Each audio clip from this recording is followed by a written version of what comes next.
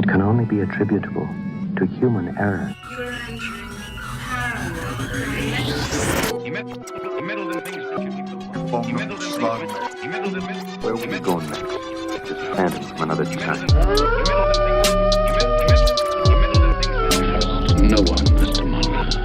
That's it, man. Game over, man. Game over.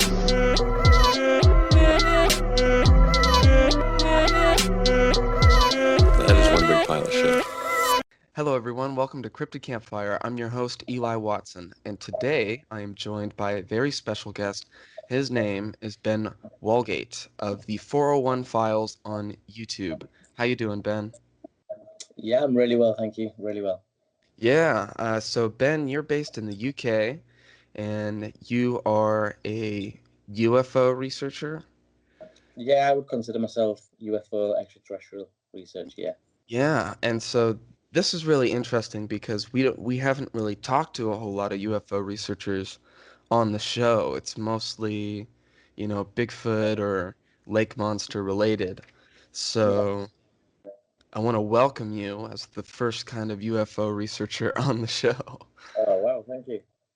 Yeah, so I guess we'll begin with, what is the 401 Files and why did you start it? So, when I was growing up, I was growing up in what I would consider a house that was active with paranormal activity. From a very early age, strange things would happen in the family house. As a young child, I would listen to the elders talking about weird things that happened to them, and they always tried to keep me from it. And I just overheard a lot of strange things that, even as a kid, I knew was a bit out there and a bit weird. And so I became obsessed with finding out more and what was going on. And then at the age of about 7, in 1995, I had a really strange experience. Do you want me to go into the experience now of what I had then?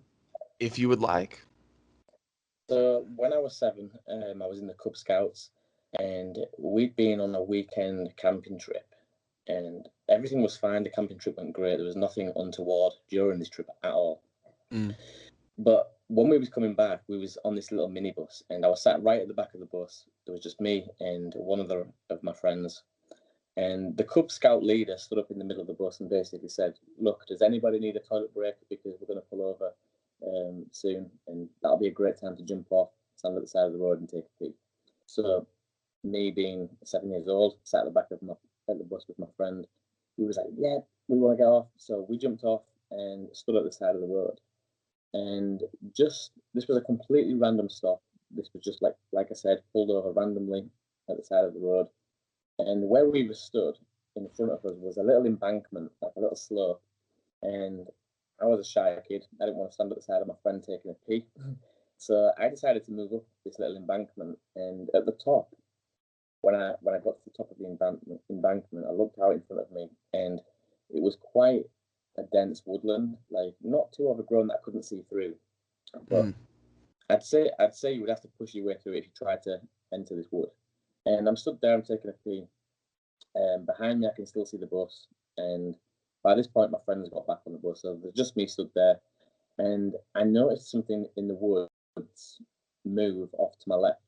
Well, at first, what I noticed was a little brick outbuilding.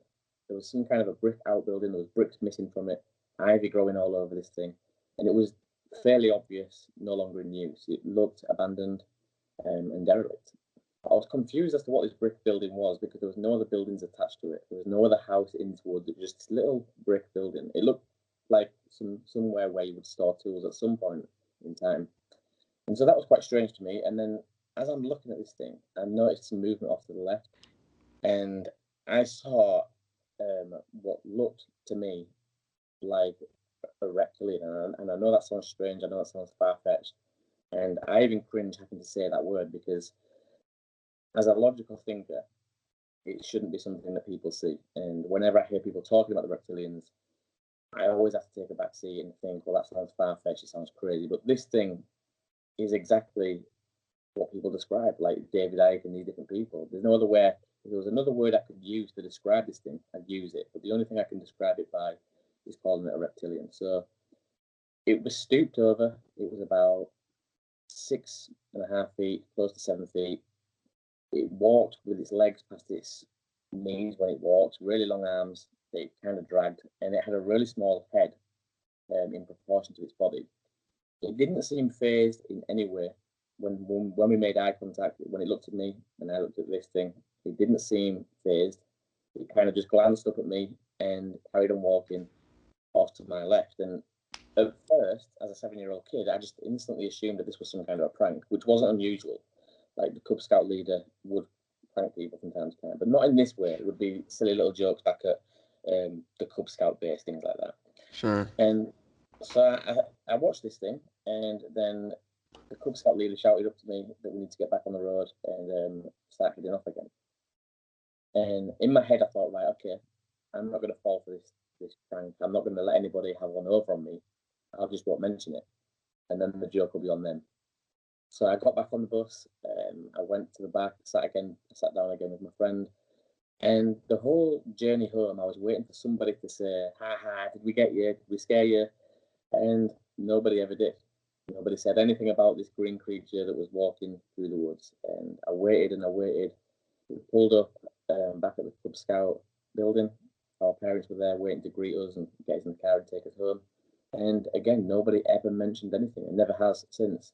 So it's such a strange event. And what's really weird about that event is that for years after, I completely forgot about this event. Until I got into my late 20s, early 30s, that it just came flooding back to me like it happened yesterday. And I remembered every vivid detail. I remembered that in the woods at the time, there was these little white plants that were growing up through the ground. And I remember watching this green creature and the way its feet looked as it brushed past these white little flowers. I remember it was a boiling hot day. It was a really nice summer's day.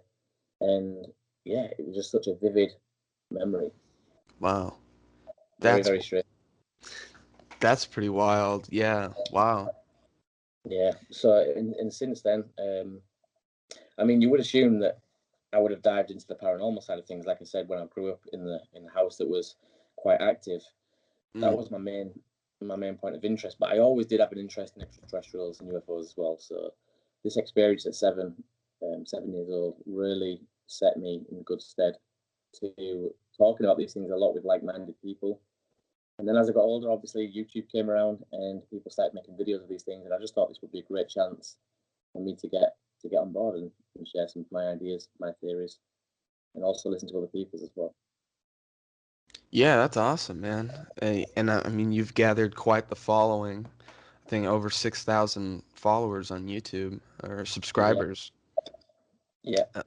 Um, But the and 415 as well is, like I said to you just when we first started, is I don't pigeonhole myself as well. So I do talk about cryptids quite a lot, and there is a phenomenon that is quite big in the UK, and a lot of people don't know about this.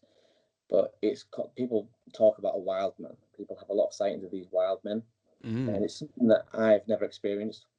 It's something that I have no history with, and again, this was only relatively new to me, maybe 3 or 4 years back, when I first started hearing about hikers, dog walkers, and just people out in general in the outdoors, people camping, that had these experiences with this strange wild man.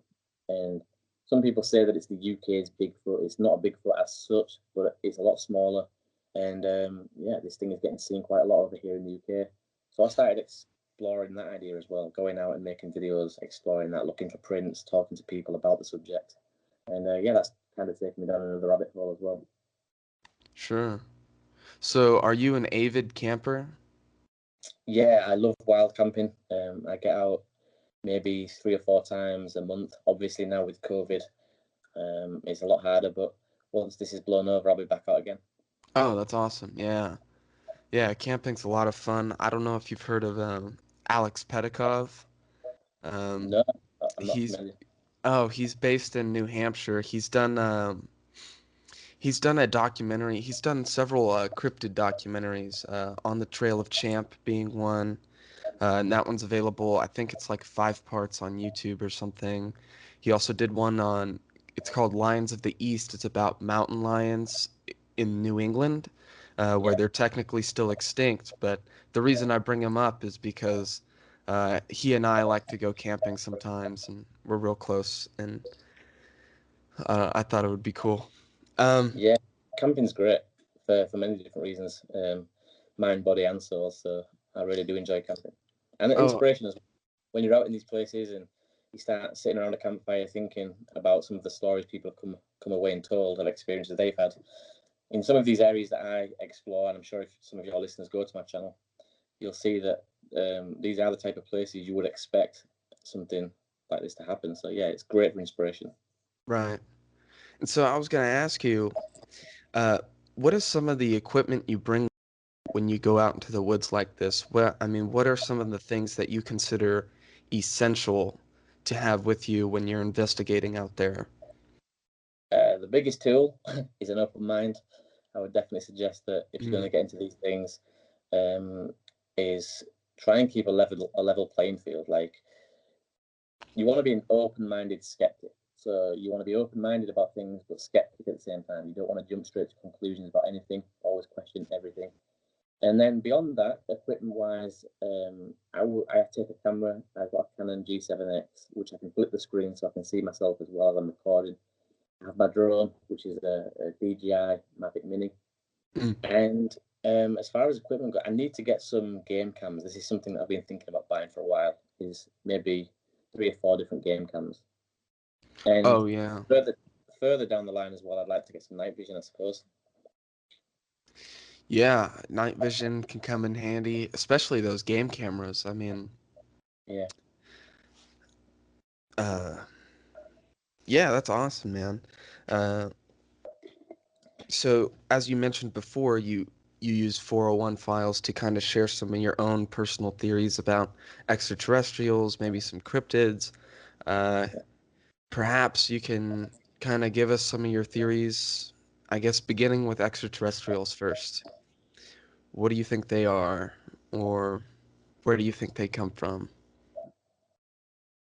This is a tricky question because I don't think there'll just be one species of extraterrestrial. I Sure. think there's likely to be hundreds of different species out there, intelligent species that have used Earth as a stopping gap at some point. I Mm, mean, I talk about this quite a lot in my channel. Is that Earth is 5.5, I think, billion years old, and humans have been around here a small portion of that time. And so I always think to myself, what happened before we arrived?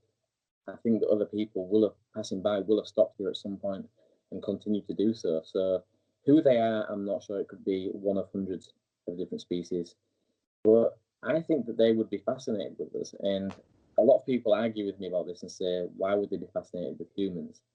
And I always return the question with, why are humans fascinated with butterflies? I mean, people travel to the other side of the world to study butterflies. mm, Um, and when you think about humans, we are an interesting species. We're bald apes, basically, mm, that have a tier system of government that rule over the lesser tiers. We have money and an economy. We play around with nuclear missiles. We kill each other. We mm, are a very intriguing species. And trees, for example, like the very thing that gives us oxygen to survive, any onlooking civilization watching the humans would think, why are they chopping this life supply down? Why are they chopping the very thing that gives them oxygen to survive? Why are they killing that? mm. So there's many different things about humans that make us interesting. Yeah, I would agree with that 100%.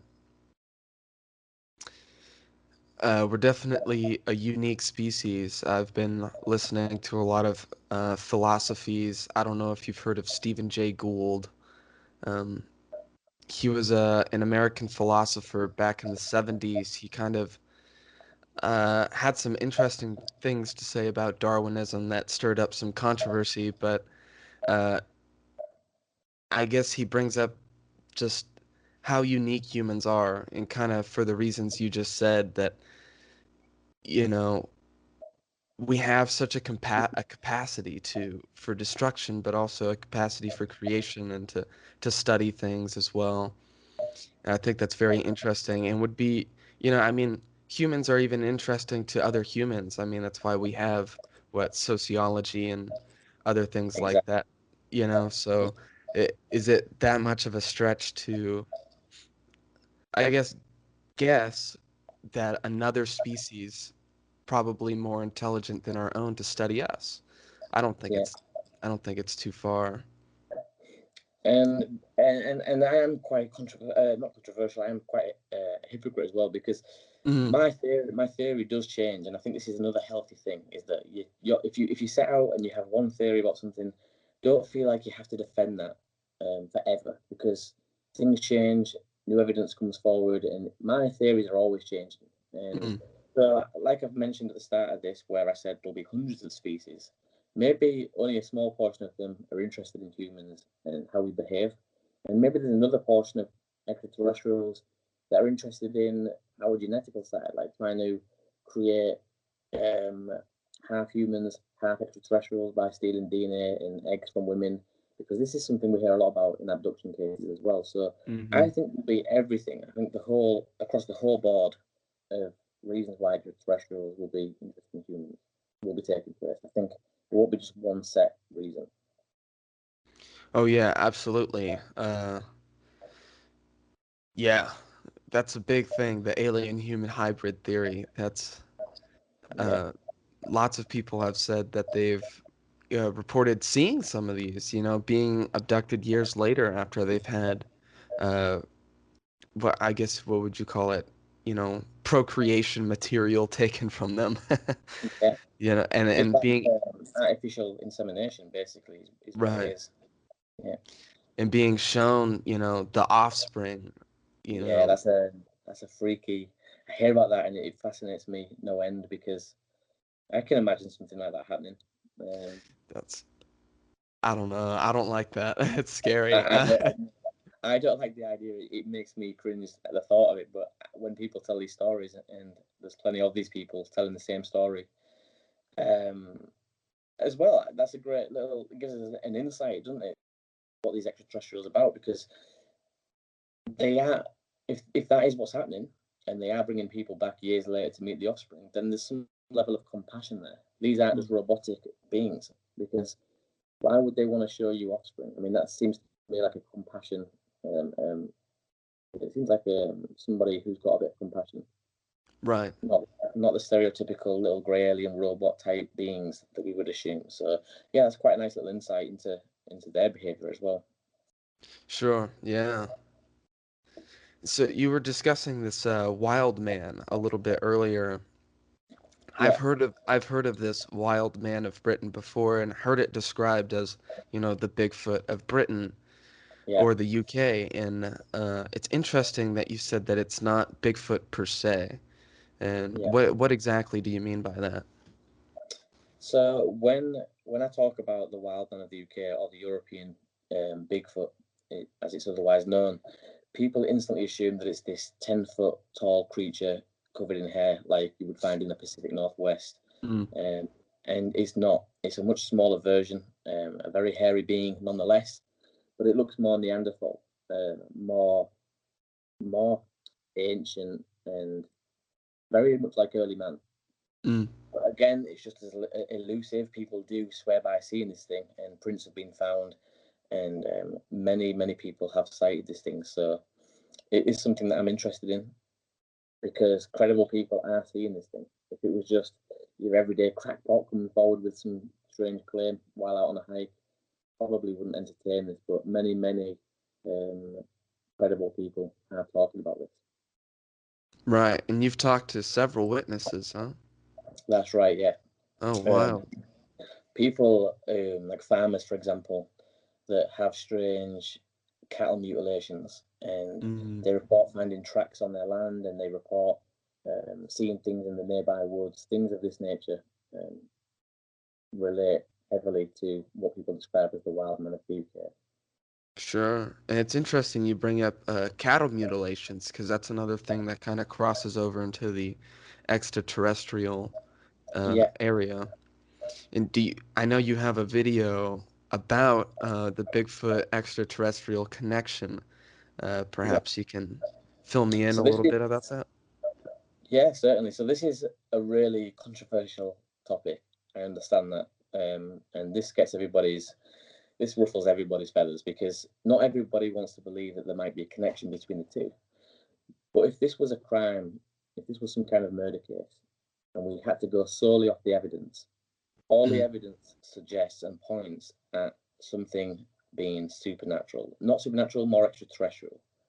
When we look at the Bigfoot sightings, a lot of these Bigfoot sightings have these strange lights reported with them.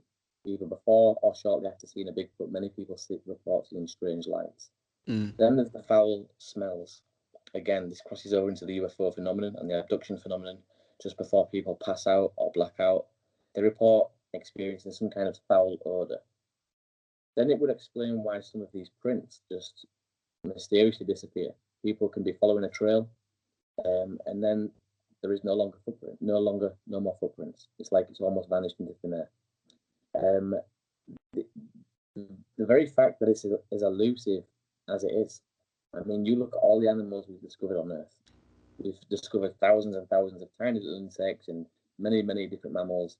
Yet this 10-foot tall creature has remained elusive for hundreds and hundreds of years. And like I said, if it was a murder case and we had to go solely off the evidence to suggest that this is related to some kind of extraterrestrial, in my book, far outweighs the evidence to support a flesh and blood creature. Because with the flesh and blood creature, if we go down that route, basically all we've got to go off is the fact that this thing is leaving prints and it looks somewhat human-like.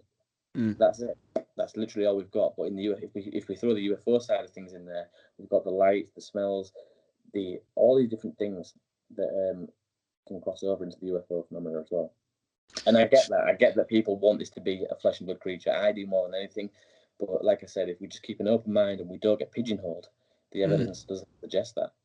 Not saying that it is extraterrestrial. It might turn out that it is a flesh and blood creature, and I hope that it is. It would make finding it easier. But as of to date, nobody's found one. So Sure.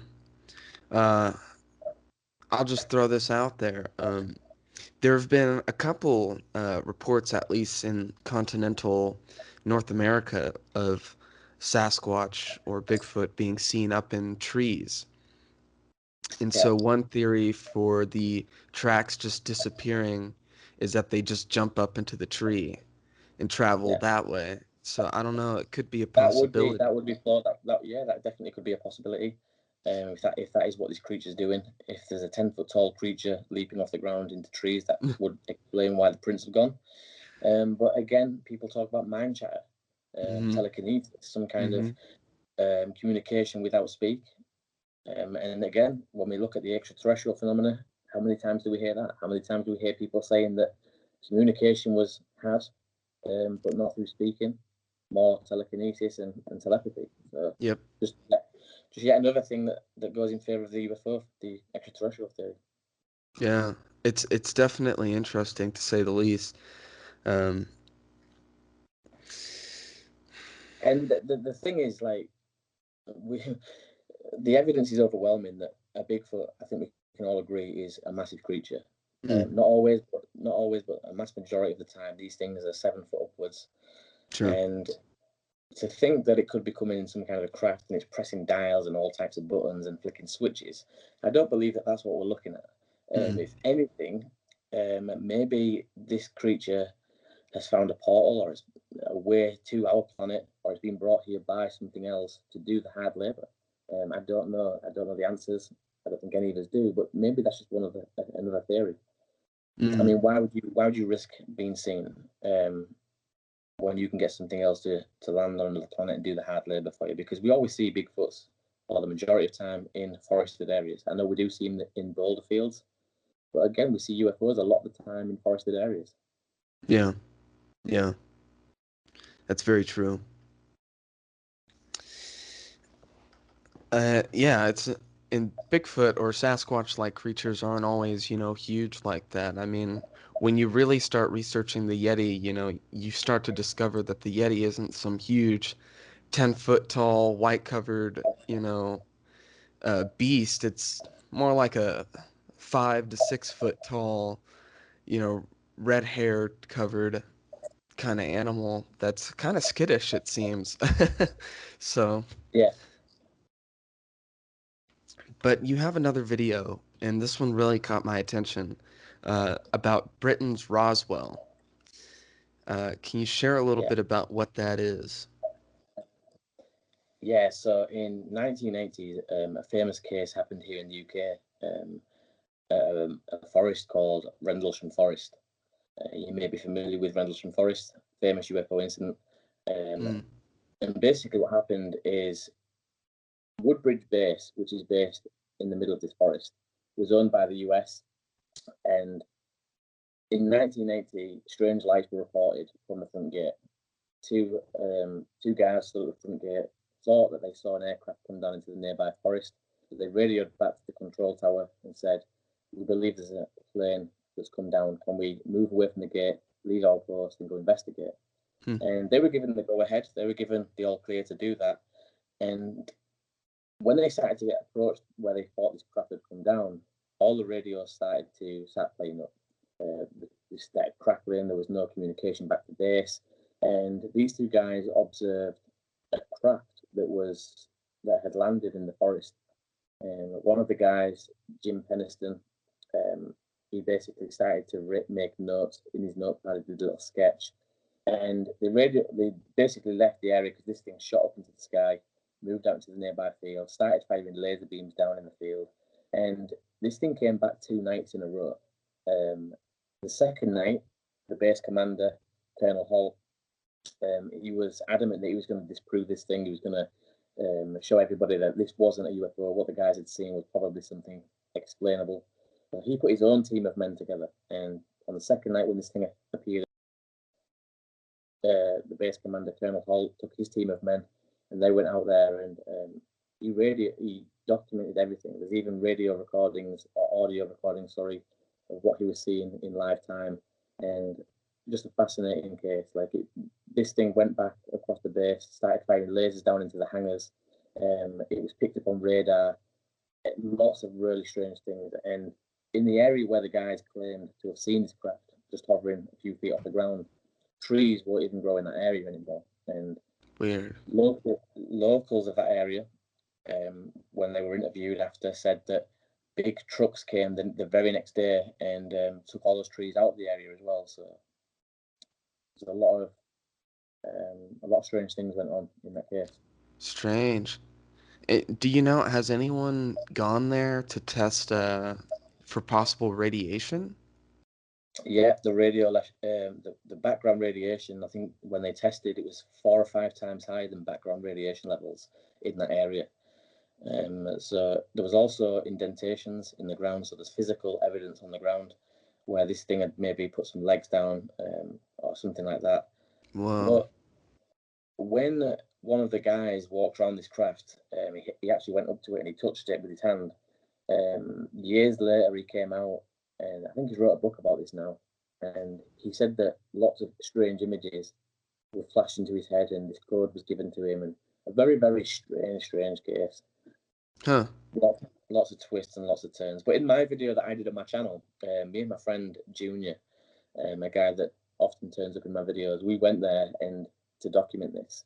And if you watch the video, it is a great watch. It's about an hour long, and it all went pear shaped. It all went south because while we was there, we got a bit giddy, and we decided that just talking about this phenomenon wasn't good enough. So we snuck onto the base, on the Woodbridge base where all this happened in 1980. And Whoa. little did we know that it is still occupied. And yeah, if you watch to the end, you'll see that we basically came into a bit of trouble. Wow. Uh, That's crazy. yeah, Yeah, I have yet to watch that video. Man, that's nuts. yeah. Please do watch it. Like I said, it is an hour long, but it's a really good watch, and it's one of the better videos that I've done on the channel, and a lot of people do love watching it. The only thing that I was absolutely devastated about is that I used some footage to make that video that I took from the History Channel. It was only a small clip; it was a few seconds long, and I didn't get monetized because of it. So here I Oh am my. with here I am with one of my best videos that was getting all these views, and every bit of money that I made from that video went to the History Channel. So yeah, Wow. Wow, that's a bummer, man. That's have you thought about re-uploading without the little clip? I did. YouTube gave me an option, so they were kind enough. They gave me an option, and they said that I can take the pieces of footage out that I've used, and all will do well, or I can leave it as it is. And the way I edited that video, if I was to remove anything, it just wouldn't. The story wouldn't tell right. So Mm. I just thought, screw it, for the subscribers' sake, for the viewers' sake, I'm going to leave that in because it doesn't make much sense without it. So I left it in and just took my losses. So you guys could have a good experience. Right on. Wild. That's nuts, man. Uh, YouTube, man. uh, Yeah. so your favorite episodes? I know you just said Britain's Roswell is one of your favorite episodes that you've done. What are some of your others? If you could give us like five, that I can recommend to my listeners. Yeah, certainly. So I did like a series. This was a 3-part series. And these videos were based in Harwood Forest. Harwood Forest is a notorious place for wildman sightings. And so me and Junior, again, had to head out there in the car and spend the night. So we head out to Harwood Forest, and if I'm honest, on the journey down there, we was quite new to the whole wildman phenomenon. So we really didn't have much belief that anything would happen or we'd see anything of any note. And so we just went there with an open mind. We camped out the night, got a fire going, stood around chatting, and we heard a really weird whistle. And this is so bizarre because we're in the middle of Howard Forest, a notorious place for wildman sightings. Neither of us really believed in this wild man at this point. Mm. We're just stood there talking, and we heard this just like that, and we both instantly stopped and looked across each other and as if to say, "Did you hear that?" Mm. And now I know the way that we went in this forest. You wouldn't just go in that way. It wasn't a normal route. It wasn't a track or anything like that. We had to push through lots of overgrown brush to get in there. And so everything starts running through your mind. I started thinking, is that a dog? Has somebody come for a dog walk and their dog has gone off track? They're trying to whistle it back. But then there was no torches. There was no other sounds like people talking or anything like that. And if it was a dog, you would have heard lots of branches being broken and the dog running through the forest at night. It was just this really strange whistle, and it took a minute for me to twig. But I said to Junior, "Oh my god!" He was like, "What?" I said, "That is what people say Bigfoot does. Like Bigfoot or a wild man, they say these whistles." And he was like, "Shut up!" And I was like, "No, seriously, they do. They talk about these whistles, these strange whistles." And so, yeah, that was freaky. We went to bed and never really much spoke much about that again. And then the next morning, when we woke up, there was sticks and logs that had been dragged near our tent and placed up against the tree that wasn't there the day before. Huh. So instantly when I opened my tent and I've seen these logs and these twigs, I assumed it was Junior because of what had happened the night before. I thought, right, he knows I was spooked. He's having a laugh. This is some kind of a prank. But Junior seems pretty adamant that it wasn't him, and I know it wasn't me. So again, a little bit of a mystery there as to how these twigs or branches were placed up against this tree, but a very strange place. And there is other people out there that go to Howard documenting this strange phenomena of the wild man. That's so strange. So strange, so strange. And because I tried to get it out of Junior, and I've known him since we was very, very small kids, I can usually tell when he's lying, and he seemed pretty genuine. Yeah. He seemed more confused by it than I was. So. Yeah, I mean, I haven't heard any sort of vocalizations. I've been out, looking for Bigfoot a couple of times, but I've heard, you know, things in the woods, footsteps very clearly, walking around our camp before. Yeah, So, and I've heard similar things as well. Strange yeah, footsteps. It's weird. and I was in New Hampshire at the time, so for me, it's not like I'm not necessarily saying it was Bigfoot because there are moose in the area, which could also leave very audible footsteps, but uh, I just think it's very interesting. The only Because thing I'd say with that, though, is that a four-legged animal gives a distinctive kind of trot. When you hear a horse walk or a cow walk, with those four legs, it's quite distinctive. It's quite distinctive. exactly. Very different to hearing somebody with 2 feet walking. Um, And they say that they're curious creatures. So, a lot of the time my tactic is, just start a campfire and do what humans do, and yeah, hopefully they'll come to us. yeah, that seems like a great way of doing it, and would make sense as to why we probably heard the whistle if that was the case, because we was just stood there, like I said, talking around the fire, and at this point we wasn't even really talking about anything creepy. Yeah. It just came out of nowhere. But we both definitely heard it. And there was, before that, actually, now I remember, there was a whirling sound. This is very strange. As I bent down into the tent, I was getting something up my back, and I heard, the only way I can explain this sound is if you grabbed a cable and you windmilled the cable, the sound it makes when it cuts through the wind, it sounded like that. And again, I poked my head straight back out the tent and said, Junior, did you hear that? And he heard it as well, but what that could have been in the middle of the forest, I have no idea. Oh, Um, nuts. there's a lot of electrical interferences as well with Howard Forest. I lost my first drone there, believe it or not. Mm. Radios play up, phone signal is bad. There's just lots of strange things that do come out of Howard Forest. You just lost your drone? Yeah, Just like I flew it up, and I basically set the coordinates. I set the home. So if mm, this thing got off track, it could find its way home. Set it off into the sky. It took off over the conifers, and these conifers are really, really big. So we were directly underneath them. Once it in the conifer, it just took off out of sight within a few minutes, and I don't know how far that thing travelled before it came down. But we walked and walked, couldn't find it, and wow. yeah, never retrieved it. Wow, that's a bummer. Yeah, Yeah, that hits pretty close to home. I just recently flew my drone into a tree, so uh, I, easily done. yeah, I was fortunate enough to get it back, but I mean it's pretty destroyed.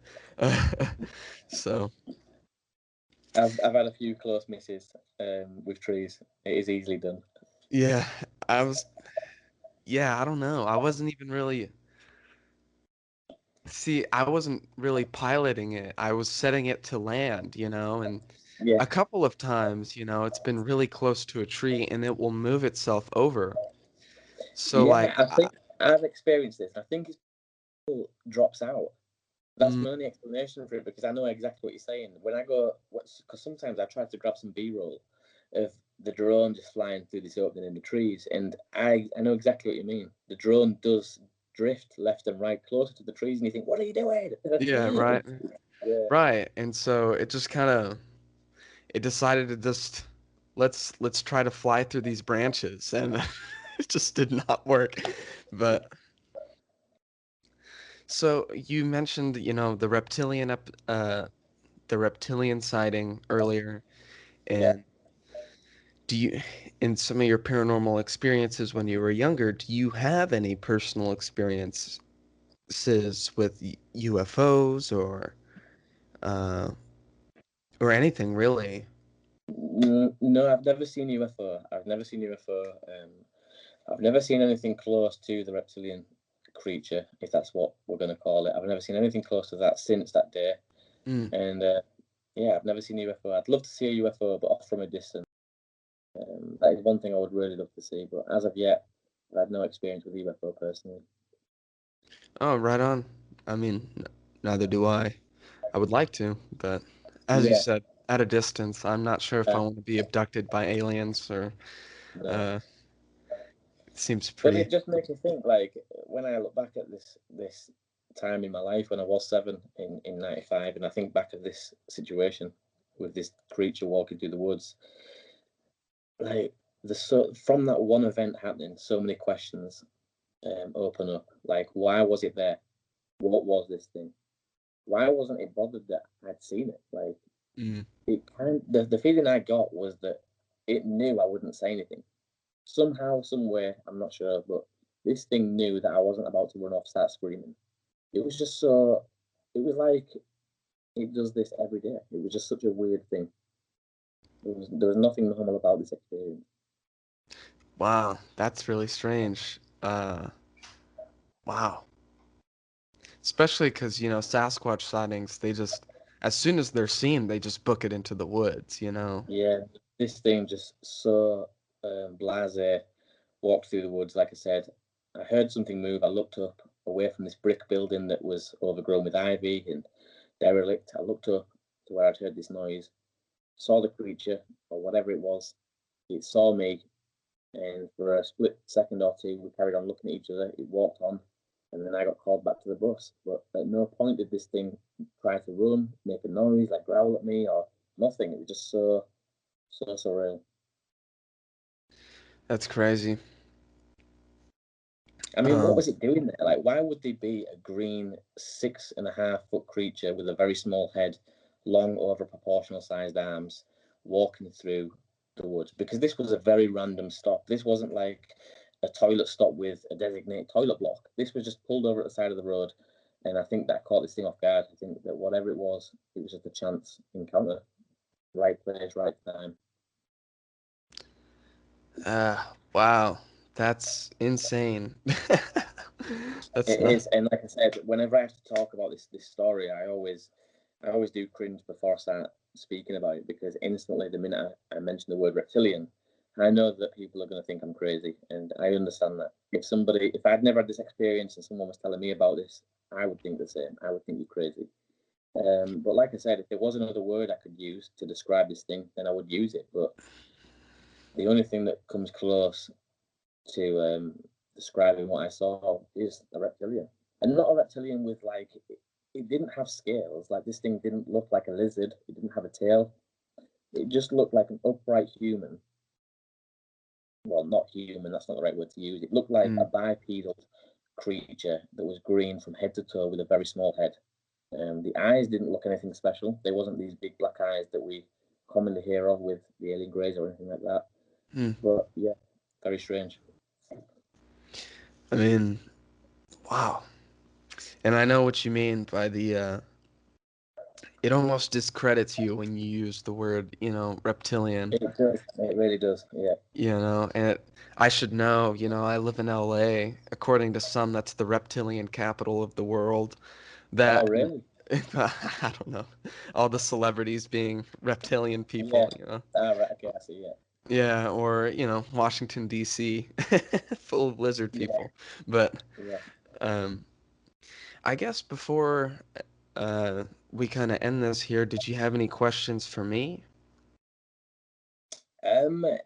Yeah. Like, what is the one case for you when we talk about Bigfoot that you would, if you were trying to talk to somebody that didn't believe Bigfoot and you had one case to put forward to them to try and sway their opinion, what case would you put forward? Wow, what case? See, I immediately want to go with the Patterson Gimlin film Yeah. because it's so famous and because Yeah. I honestly believe it to be true, but it's also like extremely controversial and it's easy for a lot of skeptics to kind of write off Yeah. and just be like, "Oh yeah, that's just a guy in a suit," and it's like, well, no, it's not. Because you can tell it's not. But uh, I'm with you 100%. I believe yeah, the Patterson Gimlin footage is real. yeah. I mean, I just don't see how it could be a person in a suit, especially, you look at the state of the art special effects at the time, Planet of the Apes, Yeah. which came out a year after in 1968, and it's looks absolutely like not No, no, ape-like at all. It's like, like it works for the movie, but it's definitely not no. convincing. When I said about me being a bit of a hypocrite and changing the way I think. You see, when I speak about the connection between UFOs and Bigfoot, when I look at the Patty footage, I don't have that same opinion. Now, Mm, to me, when I see Patty, I instantly think that this is some undiscovered bipedal creature. And that's what I'm saying, that it's all right to do that sometimes, because where we are now, nobody knows the answers. Sure. And so, like I said at the start, we've got to follow the evidence. And in some cases, I'm guessing that some of these probably will have extraterrestrial connections. But when I look at the patty footage, for me, again, I change, and I think more in terms of it being a bipedal, undiscovered creature. Sure. Strange. Yeah, to answer your question, I would probably say, yeah, the patty footage. And because, it's more than just the footage as well. You have, Roger Patterson's side of the story, and you have Bob Gimlin's side of the story, who, Bob Gimlin is still with us, and you also have the casts of the footprints too. So it's like it's not a completely isolated thing. It's not like this 15 seconds of footage that just exists by itself that someone's trying to sleazily pass off as real Bigfoot footage. It's I've had the honor of holding some of those patty casts, and just like they're ginormous. It's like, Wow, that's amazing. I mean, they're huge. And I don't know, to me, you can get into all the mathematics about it, about how they don't bend their knees completely like humans do. The knees don't lock, or, even the way the foot bends in the video, it's just not at all how human feet bend at all. And it's like, or or the numerous people who have come forward and claimed that they have been in the suit, and so clearly it looks nothing like what's in the video. So I probably would say the patty footage. I wish I could point to something else and be like, look, like this is it, but No, I or think you do right. I think you'd have a very strong argument, and a great case to try and convince somebody if you showed them the patty footage. I think it is the godfather of all Bigfoot cases, isn't it? So. it is, or even just in a lot of tracks, we have what do they call them? Oh, jeez. Why am I blanking? The ridges in the skin. What do they call them? Yeah, I remember. I know what you're saying. I know what you mean. Oh God, I can't think either. There'll be people screaming at us right now saying what this is. Yeah, I know, right? But yeah, I've seen. I know of it. No, it's gone. Hold on. Dermal ridges or something like that. Dermal ridges, that's the word. Yeah, Yeah. in the fact that some of the tracks have dermal ridges in them, and it's like, to me, it's not logical, right? Obviously, many people can hoax Bigfoot tracks. Okay, that's fine. There've been cases where that has been the case, and they found the little fake, feet maker, or the track makers, that's all fine and dandy. But then you find, a almost perfectly preserved track with dermal ridges in it that's like 50 miles in the woods somewhere. And it's Yeah. like, is that really the ideal place for a prank, where it's not likely someone's going to find it? And even then, why would you go through all that effort to draw out the dermal ridges in hopes that some of them might show up in a cast? Because That's right. it's completely illogical for a prankster to do something like that. And to me, those are the most fascinating kind of cases, or places where people get tracks and stuff. It just doesn't make sense for all of them to be hoaxes. I think it's too much. There's too much. Yeah, I agree. I totally agree with you. I mean, if you are going to make a prank that far out in the forest in the hope that someone finds it, I mean, the weather's going to change that print before somebody sees it. I mean, these places are explored every day, every other hour. These are places where prints have been found, but nobody's going to be there for months on end. And yet, it's just still there. So, like you said, it's not the ideal location. If you are going to make a prank, it makes no sense. It's like you would do it where someone's gonna find it. Gosh, yeah. I don't know. It just seems pretty. If you're gonna do it, do it right. I guess I don't know. But So, what is your take on extraterrestrials? Do you believe that we're alone? Do you believe we're being visited? See, I don't know. I'm with you here where my theories change all the time. Yeah, Uh, Especially in regards to extraterrestrials because oh boy, there's a lot going on. I recently got real deep into the Betty and Barney Hill case. I was actually on that same trip when I was in New Hampshire and I was out looking for Bigfoot. I had the honor of visiting the location where they were abducted and uh, leaving a little cryptid campfire sticker there as a yeah. marker that I that I'd Oh been there. wow, that's brilliant. That's brilliant. Yeah, and so I just that one's so puzzling because you know it was almost like they had been hypnotized. I'm almost of the same notion that John Keel. I'm not sure if you've read any John Keel, but he kind of brings up in his book The Eighth Tower how whatever these extraterrestrials are, or even some cryptids, or paranormal things, in his instance, he brought up Mothman, these aren't necessarily their true forms, so to speak.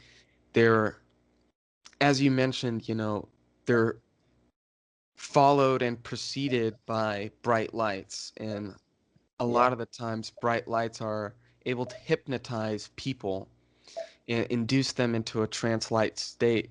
So it's more of a hallucination, in which case, whatever it is that's appearing before us is taking the shape of what we already kind of believe in, just yeah, yeah, right? yeah, And, that's interesting. Betty and Barney Hill were both familiar with UFOs prior to being abducted, and yeah, and then you have some people who just if they're unable to, I guess, receive those messages, they just pass out.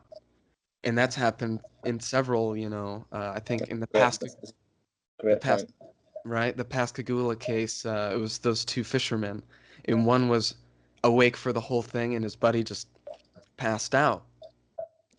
And I guess I'm kind of with that idea is like maybe, this attributes to all the sort of inconsistencies between, different you have all sorts of species coming and visiting us, and it's like sometimes you even have members of the same species visiting and what they say they're from different planets or they do things differently, their ships look differently, and it's like, well, maybe that has to do with the fact that they're not actually grays or they're not actually reptilians, they're something else.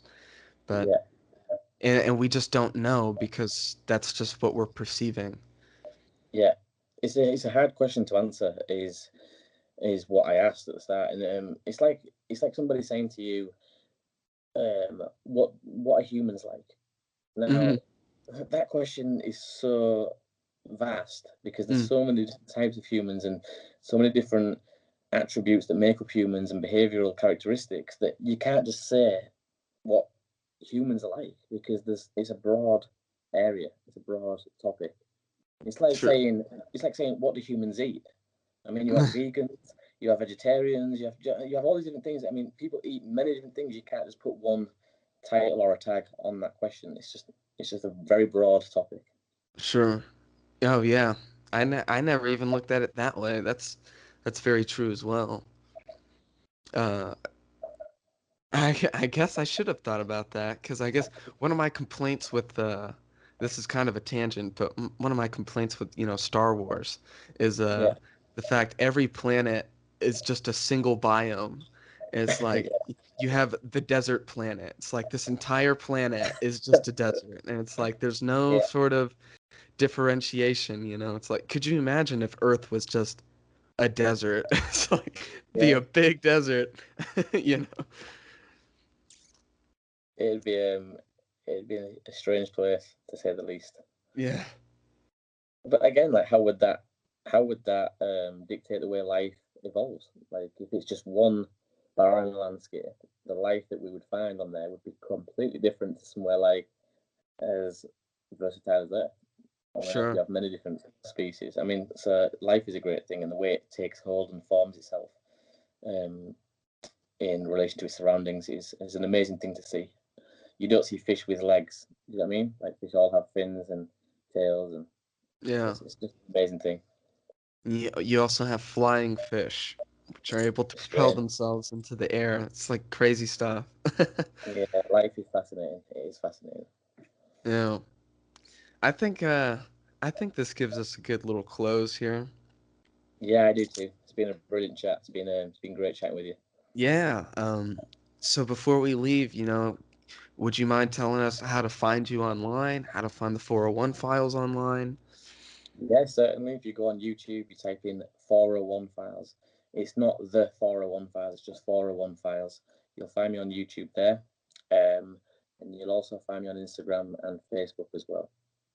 Yeah, I mean, and please, everyone check out, 401 Files because it's honestly a really good show. It's very entertaining, and I'm excited to see what you come up with in the future, man. Yeah, definitely. I'm trying to be a place as well where people with experiences can reach out. So if you have had an experience that you want to talk to me about, then you can also reach me at my email, which is 401files@gmail.com as well. Oh yes, please reach out to him. And with that, I guess I'll do my little sign off and just say that if you're intrigued by myself and you're new to the show, this is Cryptid Campfire. You can find us at Cryptid Campfire on Instagram, Facebook, Twitter, and YouTube. And, feel free to look us up on the internet. We have cryptidcampfire.com. Please give us a visit. You can get yourself a Cryptid Campfire t-shirt, which I'm wearing right now. Absolutely. I've been looking at that. It's a real nice t-shirt. Oh, thank you. I'll try to send you one. And Brilliant. with that, I'll say have a good night, everyone, and we'll see you next time.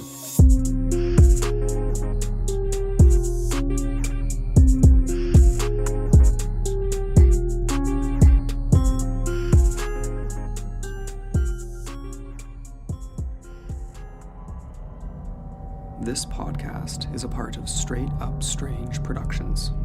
Discover more shows like this one at straightupstrange.com.